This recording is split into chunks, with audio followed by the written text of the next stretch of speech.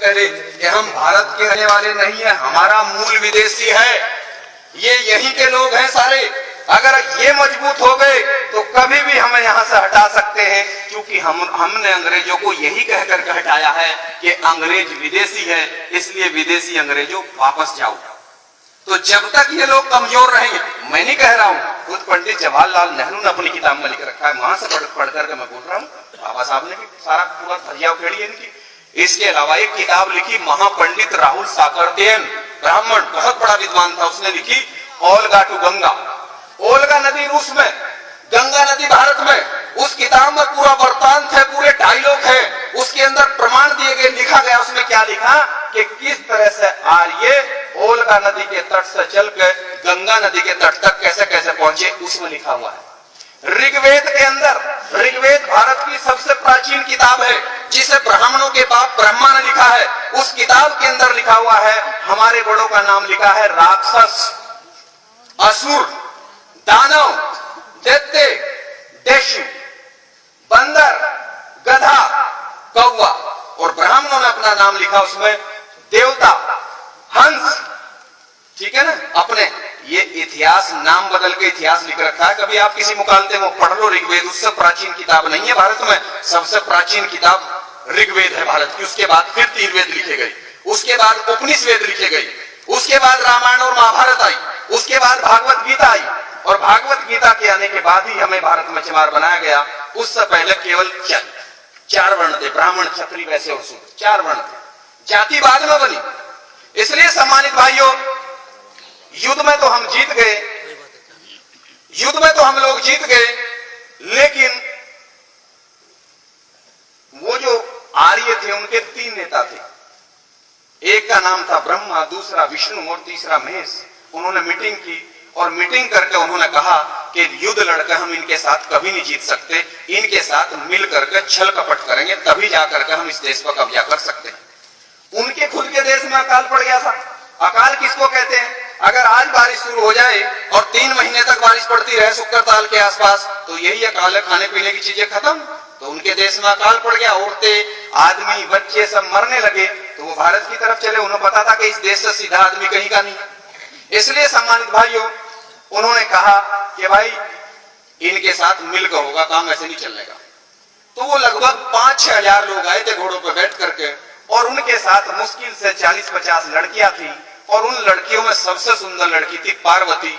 तो ब्रह्मा ने उसको कहा कि पार्वती तुम बात सुनो, अगर तुमने हमारा ये काम कर दिया तो हम तुम्हें भारत में देवी बना करके, जब तक इस देश पर हमारा कब्जा रहेगा तुम्हारी पूजा होगी, और मैं तुम्हारे साथ 8 लड़कियां और लगा रहा हूं, तुम 9 लड़कियां मिल करके, ये इनका लीडर है शंकर, अगर तुमने इसको अपने जाल में फंसा दिया तो हम भारत पर कब्जा करेंगे। इन 9 लड़कियों को ट्रेनिंग दी गई, इन 9 लड़कियों को ट्रेनिंग दी गई, और ट्रेनिंग देने के बाद ब्रह्मा, विष्णु, महेश हमारे नेता शंकर के पास लेकर आए, और जमीन पर लेट करके रोने लगे कि हमारे देश में अकाल पड़ गया, और हमें कुछ दिन के लिए अपने देश में शरण दे दो, और जब मौसम सही होगा तो हम वापस चले जाएंगे, और उसके बदले में हमारी ये 9 लड़की आपकी सेवा में रहेंगी। जो हमारा शंकर था, जो हमारा शंकर एक पद था, जैसा आज कौन है? आज मोदी है प्रधानमंत्री, कल कौन थे? मनमोहन सिंह, उससे पहले नरसिम्हा राव, यानी ये एक पद है ना प्रधानमंत्री।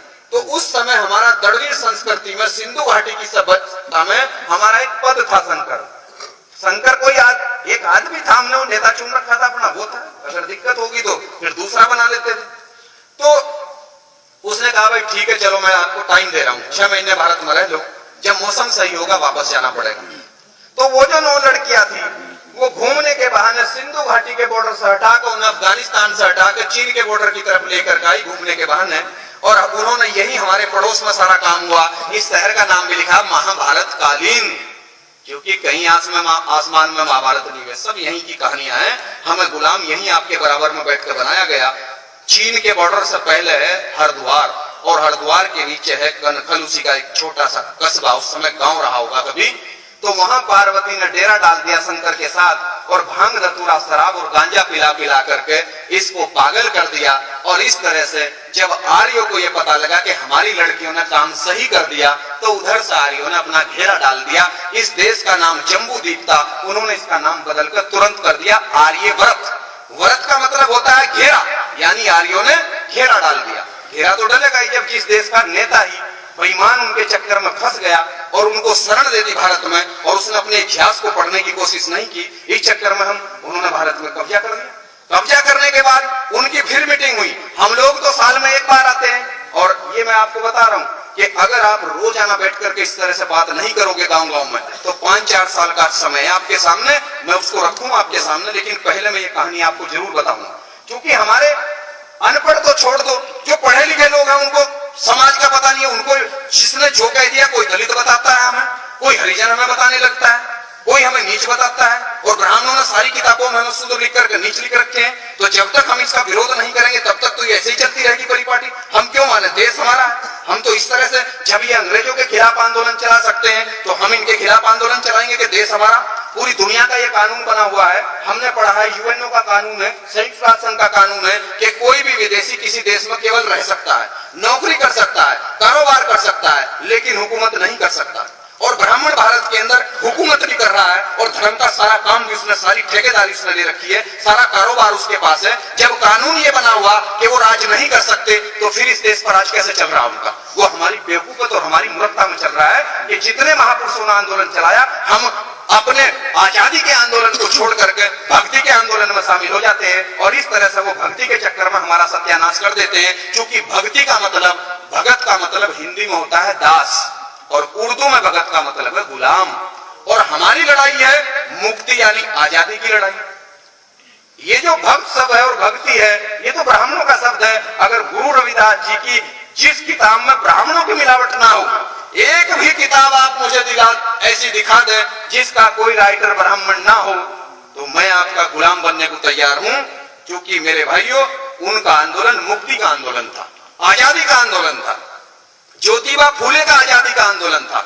ज्योतिबा फूले सैनिक थे बिरादरी संभाली, उनके आंदोलन को काउंटर करने के लिए उन्होंने आंदोलन चलाया, मुक्ति का आंदोलन, सत्यशोधक समाज बना करके। तो एक ब्राह्मण था, उसका नाम था दयानंद सरस्वती, वो टंकारा का महाराष्ट्र का ब्राह्मण था। उसने तुरंत 50 ब्राह्मणों की बैठक बुलाई। उसने कहा अगर ये सैनिक का लड़का पूरे देश में से समझा देगा तो हम तो 3% है, ये ज्यादा लोग इकट्ठे हो जाएंगे, एक तरफ सारे लोग इसके साथ चले जाएंगे। उन्होंने कहा तुरंत आर्य समाज बनाओ। उन्होंने आर्य समाज बनाया और ब्रह्म समाज बनाया, और भारत में आंदोलन शुरू कर दिया। हमारे लोगों ने ज्योतिबा फूले का जो सही आंदोलन था, हम आजाद दिलाने वाला, उसे छोड़कर आर्य समाज के आंदोलन में शामिल हो गए। हमारा आंदोलन काउंटर हो गया। तो कितने उदाहरण मैं आपको दूं, इस तरह से हमारा आंदोलन काउंटर होता है भारत में। इसलिए सम्मानित भाइयों, उसमें क्या हुआ, उन्होंने मीटिंग की। मीटिंग करके उन्होंने कहा भाई हमारी लड़कियों ने काम तो बहुत सही कर दिया, चलो संकट तो फंसा, लेकिन इनका क्या करोगे? जो भोले, भोले का मतलब है भारत की जनता, वो हमें बोलते हैं भोला। वो हमें भोला इसलिए बोलते हैं कि हम इतने भोले हैं कि 5000 साल से हमारा सत्यानाश कौन कर रहा, हमें आज तक यही पता नहीं कि हमारा सत्यानाश कौन कर रहा। हम भगवान को कह रहे हैं कि मेरी तो किस्मत बहुत गलत लिखी थी। अरे कोई भगवान हमारी किस्मत खराब नहीं कर रहा, हमारी किस्मत तो इन्होंने खराब कर रखी है, समझिए। इसलिए वो हमें भोला बोलते, वो तो सही बोल रहे हैं। एक बार हम एक मंदिर में गए, तो हमने कहा भाई, अब हम जानते थे इसको, मगर पंडित जी ये बताओ, ये जो शंकर भगवान की मूर्ति है, इसके माथे में भी एक आंख है, ये क्या है? कहने लगे बच्चा इसे मत पूछो। जी क्यों नहीं, बताओ मगर इसके बारे में। कहने लगे अगर भोले ने आंख खोल ली तो धरती पर परले आ जाएगी। परले, अगर इसकी संधि विच्छेद करो इस शब्द की, तो पर का मतलब होता है पराई, और लय का मतलब होता है व्यवस्था।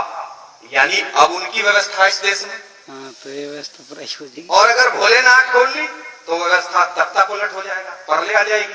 तो इसका मतलब क्या है? भोले कौन है? हम। और यहाँ क्या होता है? दिमाग, बुद्धि। तो उनको ये डर है कि जिस दिन इन भोलों की बुद्धि खुल गई कि हमने इनका सत्यानाश कर रखा, तो ये भारत में आंदोलन खड़ा करके हमें भगा सकते हैं। इसलिए उनके संकेत हैं, उनके संकेत हैं। जितने देवी देवता और जितने उनके सारे देवता हैं, किसी के गले में सांप भी है शंकर के अलावा, शंकर के गले में सांप है, ताकि ब्राह्मण का बच्चा भी पहचान ले, अच्छा सांप। सांप क्या? नाग। उसके गले में क्यों डाल रखा? क्योंकि हम सब लोग नागवंश के हैं, ताकि अगर कोई ब्राह्मण का लड़का या लड़की आए तो वो तुरंत उन्हें देखकर पहचान लगा, क्योंकि उन्हें अपने वंश का पता है। गधे तो हमें पता नहीं है। उनके तो 7 साल के बच्चे को भी पता है कि वो किस नस्ल के लोग हैं। उनकी नस्ल अलग है और हमारी नस्ल अलग है। वो अपने इतिहास को जानते हैं, हम अपने इतिहास को नहीं जानते। वो तो उसका सांप देखते ही पहचान लेते हैं, अच्छा ये आदमी हमारा नहीं है, क्योंकि वो हमारा आदमी है, क्योंकि नागवंश के लोग हमें। तो उन्होंने बता रखा है नागवंश का आदमी, साथ इसने हमारा दिया था और ये आदमी हमारा नहीं है, क्योंकि वो जिसका इस्तेमाल करते हैं बाद में 4 लात उसको जरूर मारते हैं, उसे गद्दार भी वो ठहराते हैं बाद में, पहले साथ लेते हैं फिर उसको गद्दार ठहरा देते हैं बाद में। हनुमान जी का भी उन्होंने ऐसे ही किया था। पूंछ कितनी बड़ी लगा रखी है, पिछड़ी जाति का आदमी था, कितनी बड़ी पूंछ है। और कुछ पागल लोग क्या कहते हैं, उस जमाने में भाई पूंछ होती, अरे अगर वो बंदर था तो बंदर जो है आदमी की तरह कैसे बात कर लगा भाई, बंदर आदमी की तरह कैसे बात कर लगा, लेकिन आदमी की तरह बोलता था। और अगर उस जमाने में सभी का पूंछ होती तो जब हनुमान जी का इतनी बड़ी पूंछ थी तो राम जी की इतनी सी होनी चाहिए, होनी तो चाहिए थी। तो ये तो हमारा बना रखा है, इन्होंने बहुत अच्छे वाला बना रखा। इसलिए सम्मानित भाइयों, उन्होंने ब्रह्मा ने कहा कि इनका इलाज भूलों का मैं करूंगा, और ब्रह्मा बैठ के लिख कर लेकर के कलम, और कलम के मामले में ये कसाई है। बाबा साहब ने लिखा है, बाबा साहब ने लिखा है कि ब्राह्मण चेहरे से भोला होता है लेकिन दिल से कसाई होता है।